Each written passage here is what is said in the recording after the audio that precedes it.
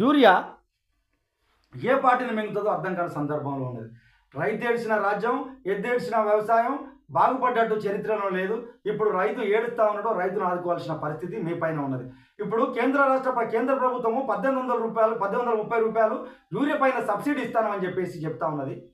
కానీ ఇదేమో పిఎస్ఎస్ అక్కడ సొసైటీల ద్వారా 60%, ఆగ్రోస్ సొసైటీలతో 60% పంపిణీ చేస్తారు, 40% ఏమో ప్రైవేట్ డీలర్లకు ఇచ్చి మార్కెటింగ్ చేసుకోమని చెప్పి చెప్తా ఉన్నారు. అంటే మీరు రూ. 1830 ఇచ్చే సబ్సిడీని అదే గవర్నమెంట్ సంస్థల ద్వారా రైతులకు అందిస్తే వాళ్ళు ఏ ఇబ్బందులు లేకుండా ఉంటారు కదా.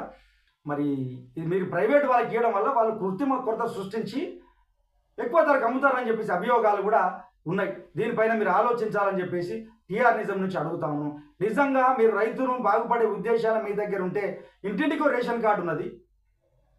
అట్లాగే ప్రభుత్వం దగ్గర మీ లెక్కలు ఉన్నాయి. ఎంతమంది ఏ ఊళ్ళో ఎంతమంది రైతులు ఉన్నారు, ఏ పంటలు పండించారు, ఏ వ్యవస్థలో ఉన్నారు, ఆ వ్యవస్థలను ఎంతమంది అవసరం అనేది మీ దగ్గర ఉన్నది. మరి అట్లా ఎందుకు అందియలేకపోతా ఉన్నారు? రేషన్ కార్డులో తెలుసు ఎంతమందికి ఏంటికి ఎంతమంది ఉన్నారో తెలుసు, కానీ మీరు ఆ పక్షాన ఆలోచిస్తలేరని చెప్పేసి ప్రజలు అంటా ఉన్నారు.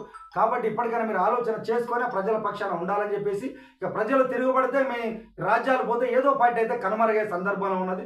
కాంగ్రెస్ పార్టీ 8 మంది ఎంపీలు ఉన్నారు, బీజేపీ పార్టీ 8 మంది ఎంపీలు ఉన్నారు. మీరు ఆ ప్రజల పక్షాన మాట్లాడాలని చెప్పేసి టీఆర్ నిజం నుంచి అడుగుతా ఉన్నాం.